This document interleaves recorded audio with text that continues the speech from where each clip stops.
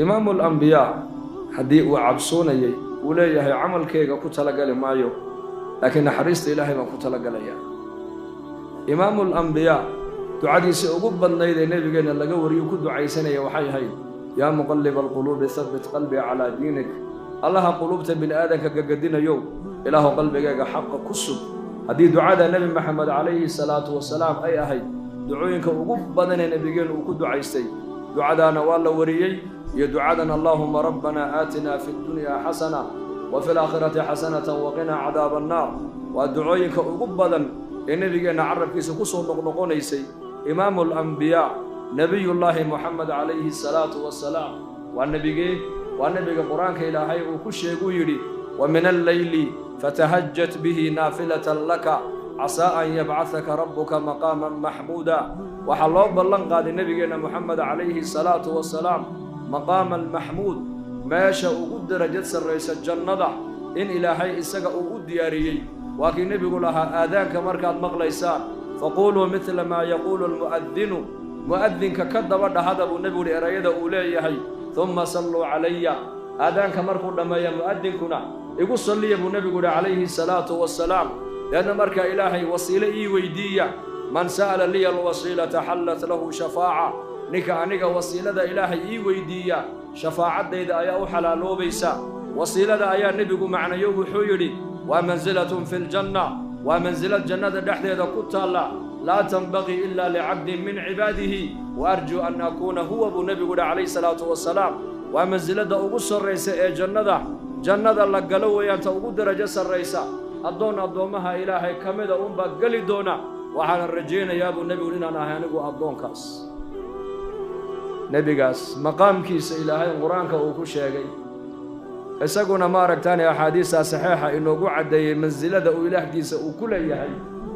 ayaa ducadiisa ugu badan uu ku ducaysta ay noqotay yaa muqallib alquluub thabbit qalbi ala diinika marka khawfan wa tama'a innahum kanu yusari'una fil khayrat wa yad'unana raghaban wa rahaba وكانوا لنا خاشعين بإلهي آل زكريا ري زكريا عليه السلام إلهي مركو أماني وحكو أماني إنا يا هايانك وخيرك ودقدقا عبادة ودقدقا صلاة ودقدقا وناق السميستي سي ودقدقا إلهي الرالي قلنتي سي ودقدقا ويدعوننا رغبا ورهبا مركينا عابديان إنا بريانا وحين نقو بريان بإلهي يري جعيل نقو بريان عبسي نقو عابديان إنهم كانوا يسارعون في الخيرات ويدعوننا رغبا ورهبا وكانوا لنا خاشعين بإلهي وأنك نخش عسن بهايين بإلهي dadka ilaahay uu ammaanay ee quraanka lagu cadeeyay ammaantooda sifaadka lagu ammaanay waxa kamida taacada u degdegayeen ilaahay taacadiisa u degdegayeen ilaahayna waxay ku caabudayeen labada sifay ku caabudayeen cabsi iyo rajo goorma muuminka laga rabaa cabsida goorma rajada laga rabaa cabsida qofka muuminka waxa laga rabaa waa inuu caafimaad qabo weeyaan inta nooshahay caafimaadka ilaahay ku siiyay ee nabadgelyada aad haysatid ee naftu ay kugu jirto markana laga rabaa inaad cabsi ilaahay ku caabudo rajadana goorma la rabaa inay badato rajadu waxa la rabaa inay qaalib noqoto amarkee وأمرك سكرات كقبتي أجلس أي كقصو حاضرته مركز الله دوني قفك مؤمن إنه يدادو إله أنو تجي وإله كريمة وإله رحيم أنو تجي ربي جاي وناجنا كلا كل مويانا وحهم كلا كل بما يوانو قفك مؤمن كمركز يدادو لكن أنت العافمات كحيس اللي حياتك إلهي كل ما يستري إنه الله شان هذا هيستيت تطلب سنة يسد حدان نقطة الرجل كنول رجل كنول معصية هذا إسقي وقفك كجرا هذا إلهي نحرس سر جيك والرمى ما صعنيش هذا إلهي عبوديا وصدقة بحنيا وصوميا والذين يؤتون ما أتوا وقلوبهم وجلة أنهم إلى ربهم راجعون أولئك يسارعون في الخيرات وهم لها سابقون بإلهي لكن وانك سنة وحا إلهي كو أماني way soomayaan salaaday la imanayaan zakaday bixinayaan waxaan ku arsaaqnay bay dhiibayaan xubnahoogay nagu adeecayaan baa ilaahay yidhi iyagoo haddana qulubtoodu ay cabsoonayso oo isleh talow acmaashaasi bilo ilaahay kamaba aqbalinba iyagoo cibaadaysanaya ayay haddana cabsoonayaan iyagoo taqwo diilay haddana ilaahay ka baqayaan iyagoo safka hore ku jira ilaahay ka baqayaan iyagoo laylan wa nahaaran ilaahay daacaddiisa ku dadaalaya ayay haddana cabsoonayaan rajadu goormaa la rabaa qofka muuminka inay u timaado waa marka la qabtaa la rabaa inuu yidhaahdo hee rabbigay waa kariim ibnu mascuud radia allaahu canhu sakaraadkii markuu uu riday cuhmaan binu cafaan baa soo buuqday markaasuu weydiiyuu ku yidhi cabdulaahiyow maxaad u baahan tahay bal ii sheeg buu ka yidhi halkee kuugu daran maadaa tashtaki maxaad ka ashkatoonaysaa maanta bal ii sheeg oo halkee kuugu daran wuxuu yidhi meesha iigu daran cuhmaanow ma kuu sheegaa dunuubtaydaa iigu daran buu yidhi dunuubtayda ibnu mascuud markaa buu ku yidhi famaadaa tashtahi haddana maxaad jeceshahay bal noo sheeg ila qofku markuu xanuunsan yahay labadana la weydiiyaa moogta warniyo halkee kuugu daran oo lagaa hayaa iyo nafsadaadu maxay doonaysaa naftaadu maxay doonaysaa innaga maanta qofkii la yidhaha halkee kuugu daran halkuu sheegi lahaa war halkee sheegi lahaa halka ugu daran ee laga hayo unbuu farta ku qaban halkaabaa layga hayaa halkaabaa layga hayaa ka kalena wuxuu leeyahay dhakhtar baa kuugu yeedhiya sug ma dhakhtar baa naf ku soo celinaya ibnu mascuud wuxuu yidhi markii cuhmaan uu ku yidhi halkee kuugu daran wuxuu yidhi dunuubtaydii baa igu daran buu yidhi maanta uu dhaafay markaa cuhmaan wuxuu yidhi haddana maxaad jeceshahay bal ii sheega naftaadu maxay doonaysaa markaa buu yidhi raxmata rabbi naxariista rabbigay baan doonayaa buu yidhi maanta yaan doonayaa naxariista rabbigay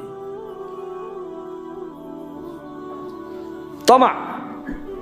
waxaa la doonayaa طمعu inuu bilaabmo marka aad xataa qofku marka uu xanuunsan yahay la dul tago waxaa sunnaa in la yidhaahdo laa ba'sa طuhuur laa ba'sa calayk dhibaata kuma saar ha cabsan ha walwalin xanuunkan miyaa waa lagugu maydhayaa dembi dhaaf baad ka helaysaa ilaahay baad ugu dhowaanaysaa darajaadkaaga kor loogugu qaadayaa waad ka kacaysaa salaama in sha allah dhibaato arki maysid waa in qofka la yidhaahdo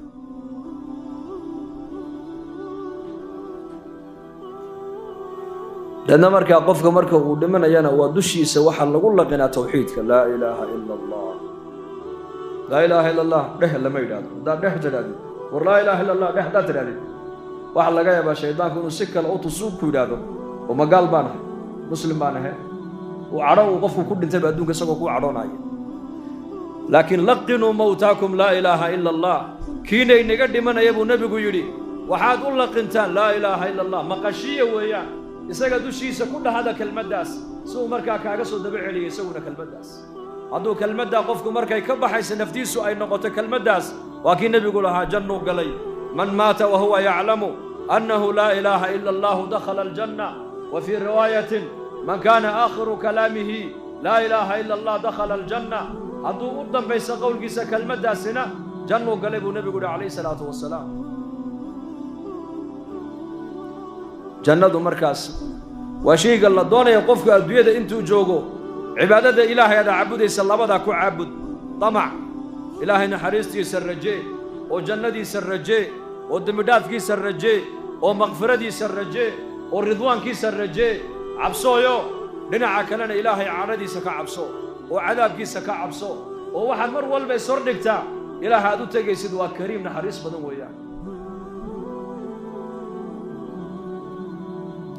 camalkan marka aan qabanayno mar walba waxaad ku binaynaysaa labadaa shay macaasi markay noqotona nafta waxaa lagu cabsiiyaa cadaabka ilaahay camal wanaagsan oo taaca markay noqotona nafta waxaa la hordhigaa thawaabka ilaahay camalkan uu kaa siinaya qofka iyaa la hordhigaa nafta labadaasunba adduunka yaalla macruuf iyo munkar macruuf waa waxa wanaagga ee shareecaddeennu ku amraysa inaad la timaadid macruufka markaad qabanaysana janna lays hordhigaa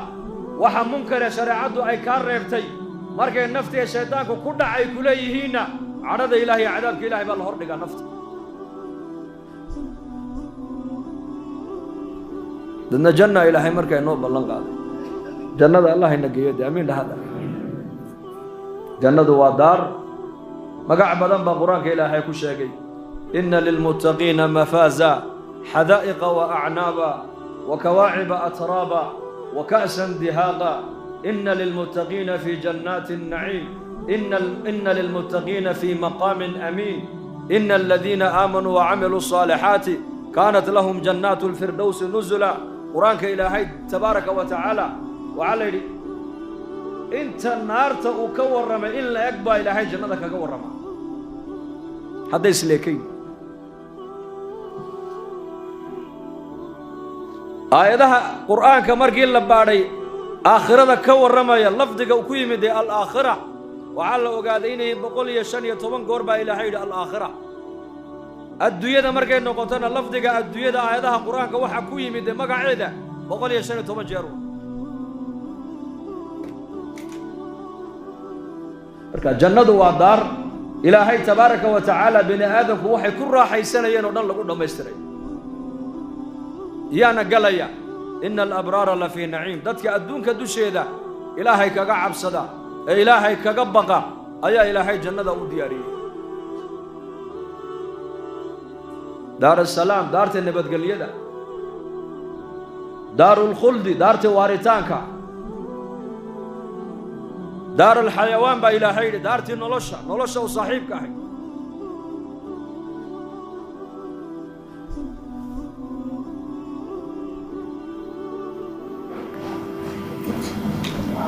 سديد مقع با قرآن كان لقو شيئا جنة وين إليه سديد مقع